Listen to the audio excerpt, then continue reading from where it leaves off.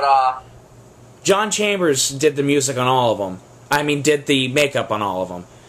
Right. And, yeah. Well, he didn't have enough money to work with in this one to do what he didn't. They gave Beneath the Planet of the Apes a budget that was less than an eighth of what the original had. Right.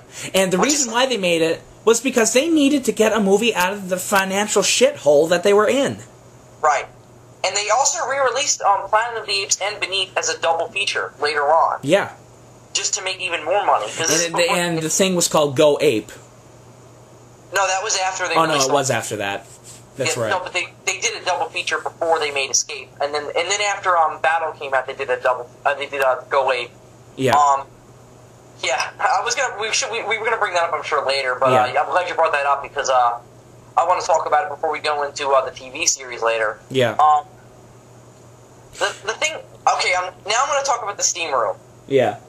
Again, Adam mentioned it when we were talking about the first movie, but there is so much detail on the gorillas especially, and a lot of the apes, because a lot of them wear sleeveless shirts.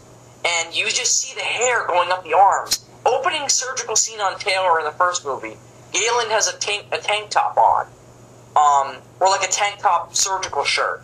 And you see all the way up his sleeve, and it's not like a fake rubber-looking arm, it's all makeup.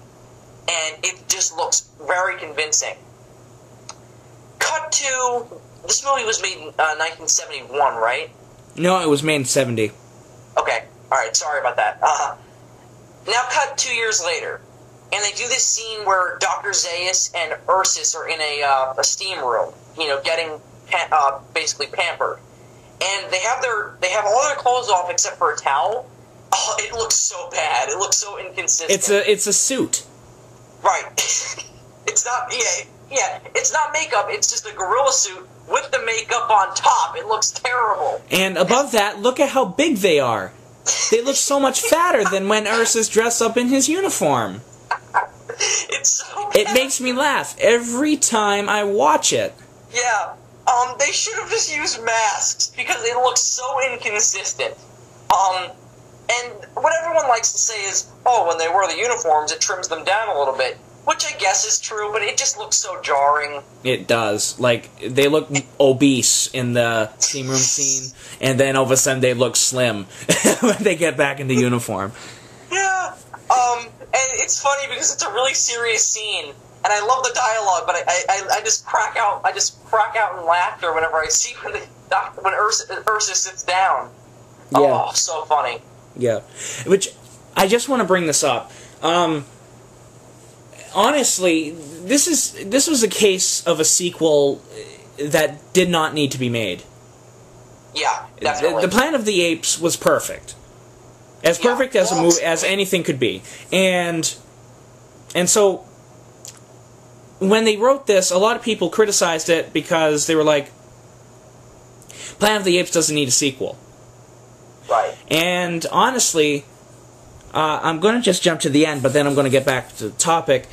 Honestly, I believe the ending on Beneath the Planet of the Apes is more shocking and more controversial than the ending of Planet of the Apes. Oh, totally. Just the fact that they killed off the hero of the... Both heroes said something about how much balls this movie had. Yes. One of the most memorable moments in cinema to me is Taylor's death. I was just like, oh my god. Because he's bleeding and he's almost he's like holding his heart. And I almost take this as symbolism. And when he presses the button, he's got his right hand over his heart and he's bleeding. I don't know, maybe American symbolism? Yeah. And then he presses the button and it blows up the entire world. I don't know. Yeah. That's what I'm thinking. Mm-hmm.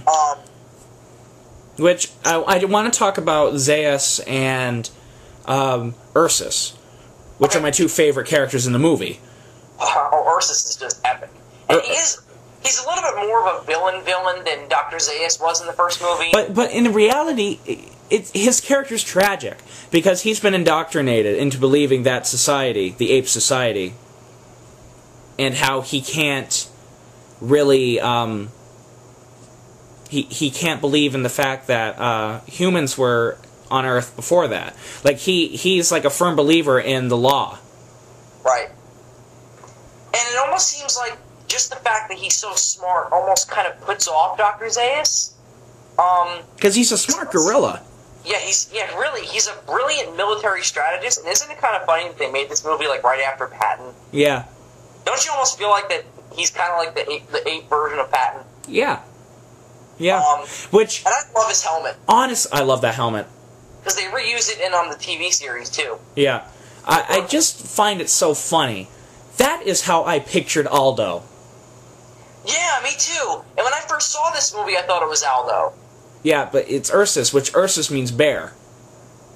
Yeah. And Greek, I believe, or Latin. I love the way he just carries himself in that suit. And his makeup looks real. Like I'd say it's even better than what was done in the first movie. It truly is, at least for gorillas. Right. And my favorite scene is when he goes, "It bleeds. The lawgiver bleeds." Yeah. And it zooms in on him. It looks like it's his skin. Yeah. Especially behind the fire, and you see him sweating. Yeah, you do. Like, they threw water on him, and you see it. Yeah, you see him sweating. Yeah. And then you see the scarecrows light on fire. Oh, it's just a great... That scene where the mutants scare the shit out of the apes is really freaky. Yeah, and it's really scary how Dr. Zaius charges in it. This vision, it's a vision, and it's a lie. It's a vision, and it's a lie. And he gallops right in there. Yeah. And again, that's sort of to save the ape society. Yeah. And even if it means his death, he's there to save the ape society. Oh, can I bring up a plot hole really quick now that we're talking about Dr. Zaius? Yeah, sure. Okay. Alright, we didn't bring this up in the end of the first movie, but Cornelius and Zira are supposedly incarcerated for heresy. Right. Because they help Taylor and they go to the archaeological site. Just going into the Forbidden Zone is considered heresy. Yeah. They definitely got incarcerated. Yeah. Because Dr. Zaius, that's one of his last lines. Heresy, you will be charged for heresy. And why are they, free in this movie? Because it's clearly, right after the first movie ends, because you see, because they do a recap of the first movie, and then you see right after Taylor gets up and leaves the Statue of Liberty and goes off into the desert. Mm-hmm. Why didn't they that opening is the most... What the fuck did I just watch moments ever. Where he, all of a sudden there's this giant earthquake and flames shoot up and then he falls into an imaginary wall. Yeah. It literally made me say, what the fuck did I just watch? Yeah. And I saw it completely out of context. I was on my computer the first time I watched this movie because I was just looking stuff up about it, and then I'm like, why did he just fall into a wall? Right. And why does it look like that scene where Gamera drops the kid on his back in Gamera vs. Gauss? Exactly. But, that was just because of the lower budget.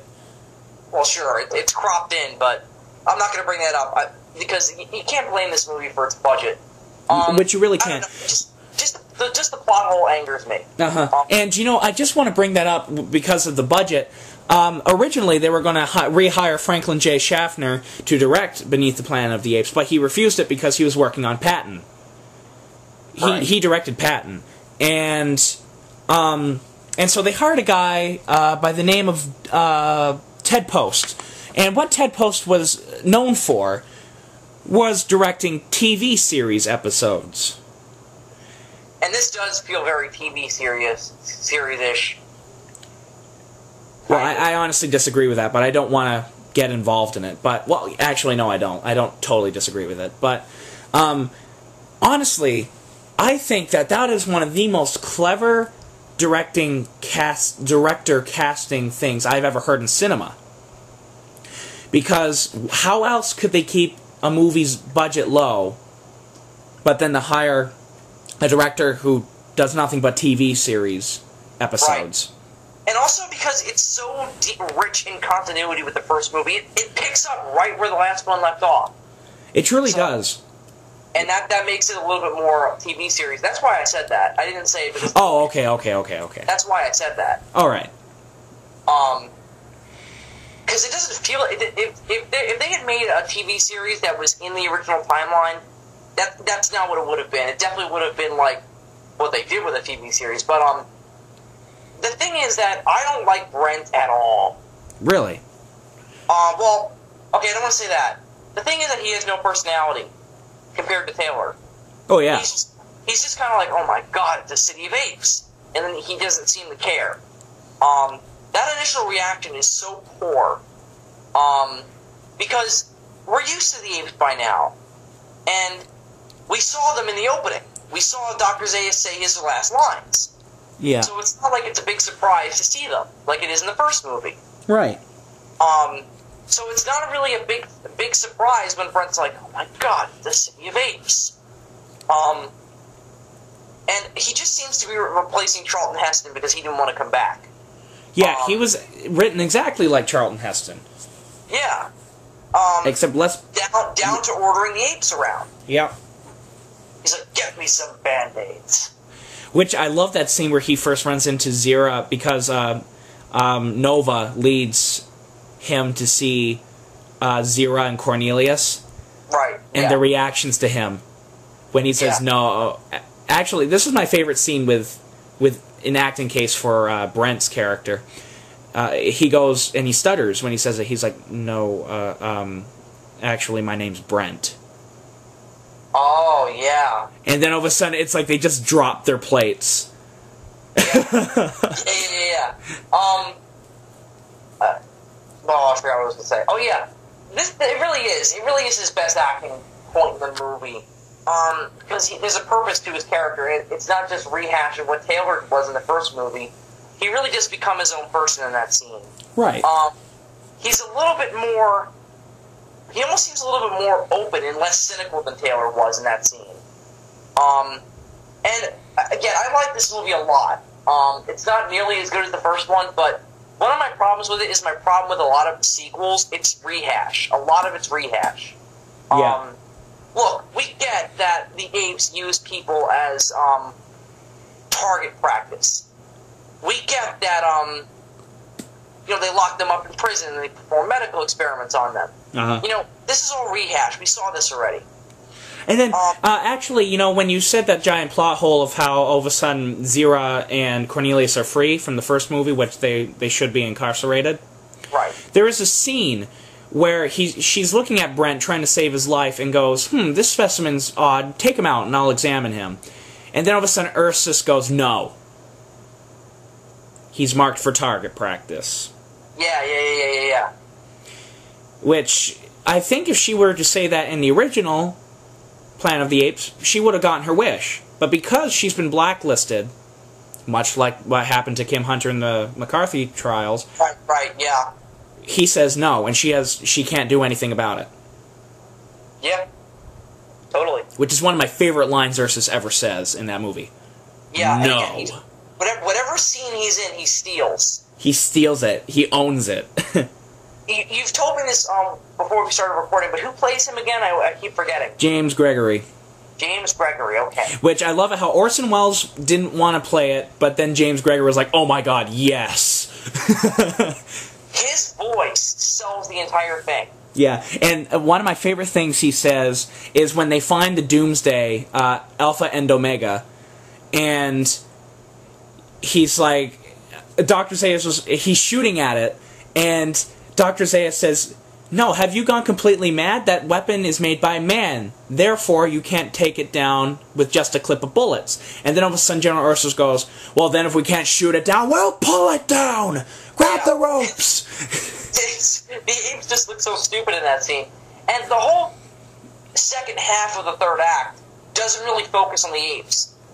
It's all about the mutants, and I think we should talk about this a little more in depth, about the mutants. Yeah. What do you think of the fact that they even have them? I love it. It really is pretty brilliant. And I think it's actually cool, because honestly, I think that's what would wind up happening to the humans somewhat 1,000 years in the future. And it's funny because there's a parallel made between them and the apes in that their society is also governed by religion. Yes. The religion of the nuclear bomb. Yeah. And I don't know if you've ever played the video game Fallout 3. No. Okay. Well, there's a very, very obvious tribute to this movie in that game. because they have a religion called Children of the Atom where they worship an atomic bomb. Yeah. And it's very obvious tribute, and it's the bomb isn't golden like it is in this, but it's right smack dab in the middle of a town.